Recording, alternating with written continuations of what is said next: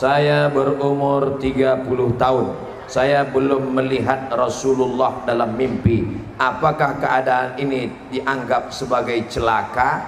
Standar melihat Rasulullah di dalam mimpi nampak atau tidak nampak tidak termasuk bagian dari kewajiban seorang muslim.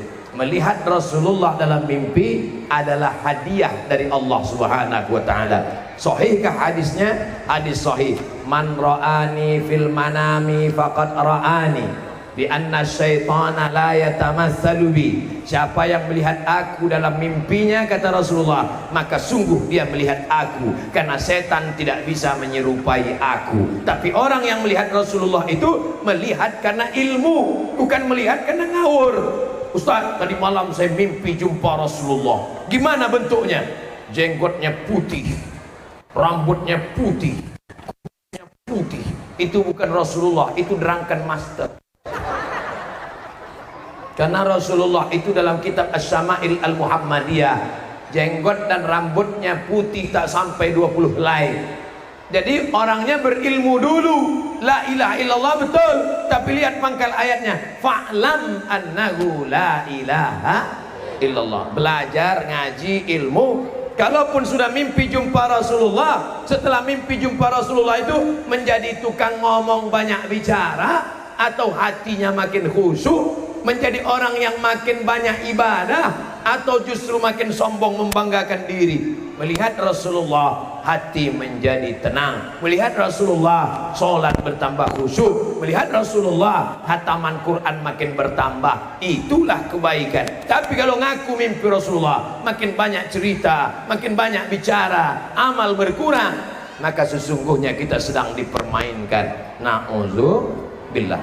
Amalan apa yang paling disukai Allah? Ditanyakan oleh Abdullah bin Mas'ud, ayul a'mal ahabbu ilallah? As-salatu ala waqtiha, salat pada waktunya. Qultu summa ayun, apalagi? Birrul walidain, berbakti kepada orang tua. Qultu summa ayun, apalagi? Al jihadu fi sabilillah, salat pada waktunya. Anak bapak ibu tak perlu khawatir, zuhur tepat waktu, asar tepat waktu, tapi subuh, maghrib dan isya tanggung jawab bapak ibu di rumah. Tanggung jawab siapa yang lebih besar, guru atau bapak ibu?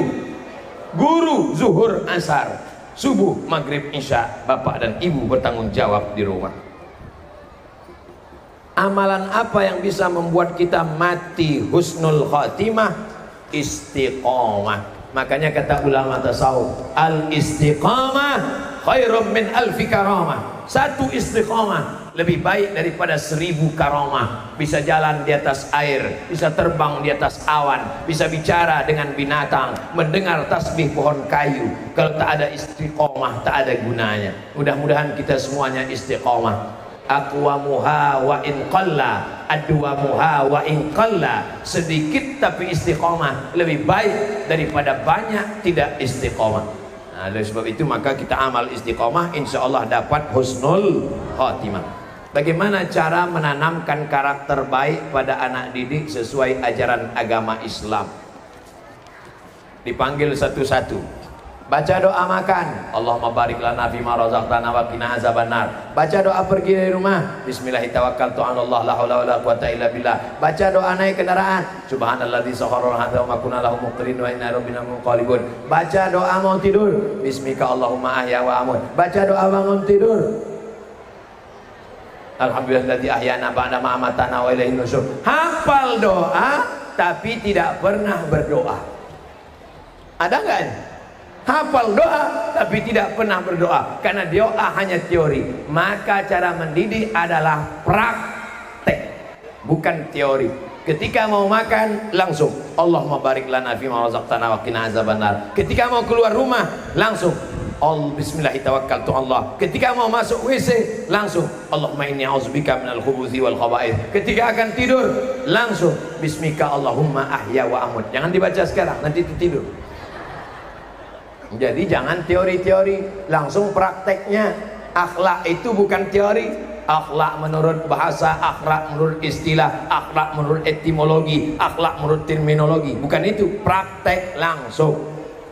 Apa yang harus saya lakukan apabila teman saya pacaran, sedangkan kita sudah menegurnya berkali-kali. Mudah-mudahan yang pacaran putus.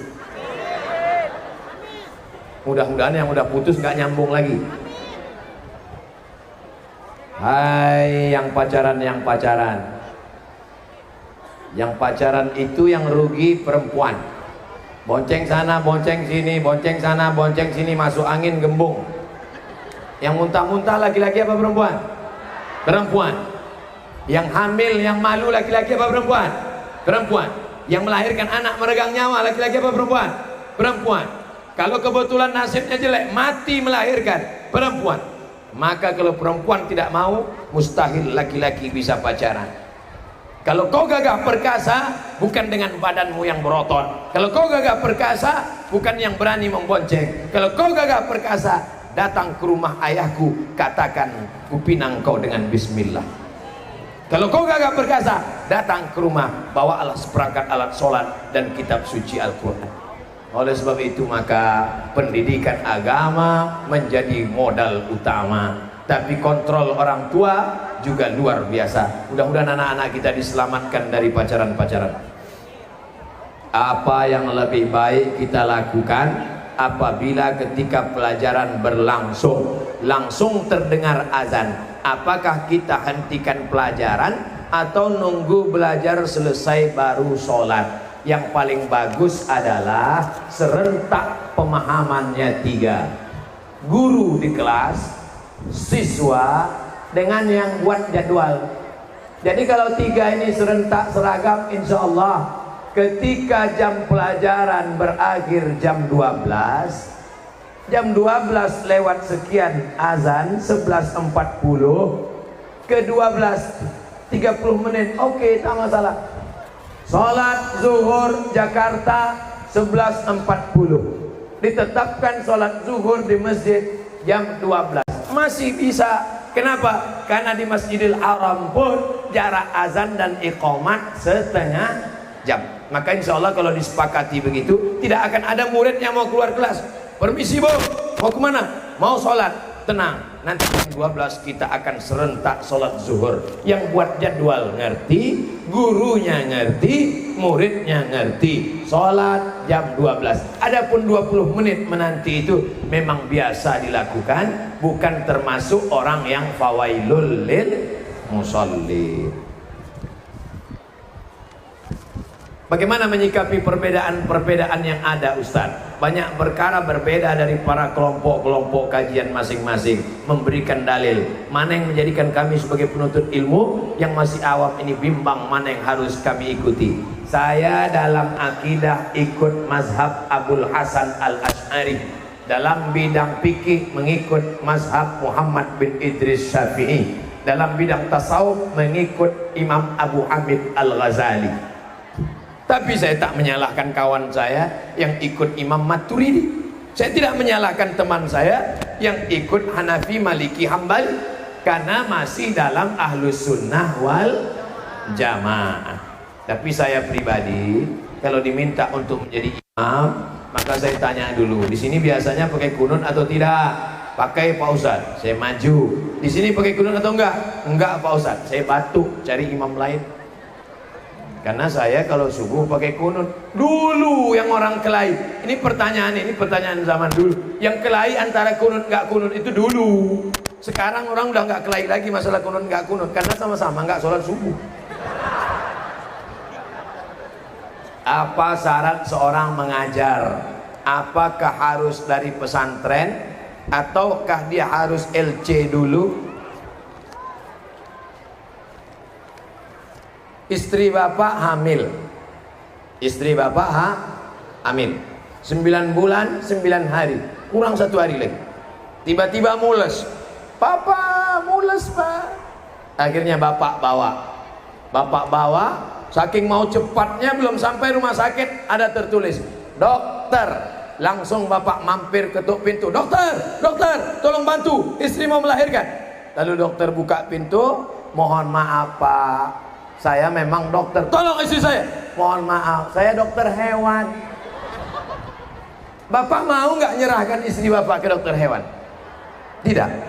Karena menurut Bapak ini bukan ilmunya. Bapak takut menyerahkan istri ke dokter hewan karena tidak sesuai ilmunya menurut Bapak. Padahal nyawa satu orang. Mengapa Bapak mau mengikhlaskan amal Bapak tidak bermakna pada orang yang tidak mengerti agama? Idza wusidal amru ila ghairi ahlihi fantaziris sa'ah. Kalau kau berikan sesuatu pada orang yang bukan ahlinya, maka tunggulah kehancuran.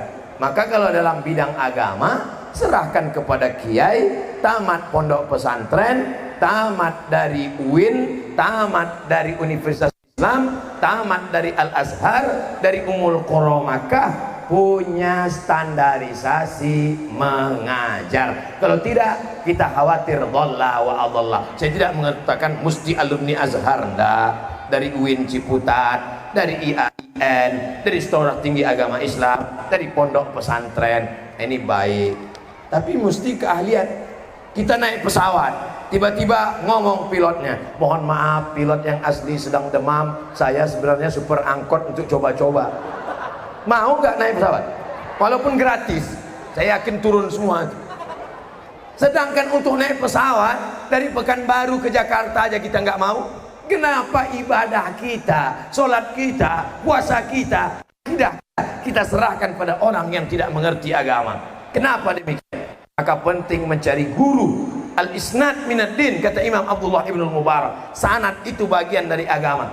Laulal isnad laqala man syaa ma syaa. Kalaulah bukan sanad keilmuan dari kiai tuan guru sampai kepada sahabat Nabi, maka tak mungkin amal kita benar. Maka insya Allah di Jakarta ini masih banyak para alim ulama. Ikuti kajian Kiai Haji Al-Fadil, Kiai Mahfud Asirun, baca kitab kuning, kata tasawuf, nama kitabnya Tambihul Mu'tarid, peringatan pada orang-orang yang tertipu merasa sedang beramal padahal sebenarnya tidak beramal. Andai saya di Jakarta, andai saya tinggal di Jakarta, pasti saya tidak absen mengikuti kajian kitab Tambihul Mu'tarid yang ditulis oleh Imam Abdul Wahab As-Sa'rani, ulama besar, murid dari Imam Jalaluddin Abdurrahman As-Suyuti, di antara wali-wali Allah Subhanahu wa taala. Ikuti kajiannya, cari jadwalnya, nama kitabnya Tambihul Mu'tarid.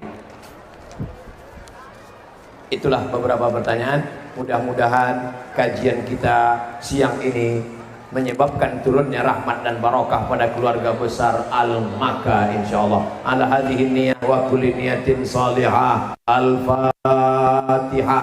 A'udzubillahi minasyaitonir rajim. Bismillahirrahmanirrahim. Alhamdulillahi rabbil alamin. Arrahmanir rahim. Maliki yaumiddin. Iyyaka na'budu wa iyyaka nasta'in. Ihdinas siratal mustaqim. Siratal ladzina an'amta 'alaihim ghairil maghdubi 'alaihim waladdallin. Amin. Puncak dari pengajian adalah doa, karena majelis kita ini diaminkan oleh para malaikat. Aminkan doa Kiai Sahibul Fadilah Kiai Haji Mahfud Asirun. Aminkan, khusyuk, mudah-mudahan Allah mengabulkan doa kita. Terima kasih. Assalamualaikum warahmatullahi wabarakatuh.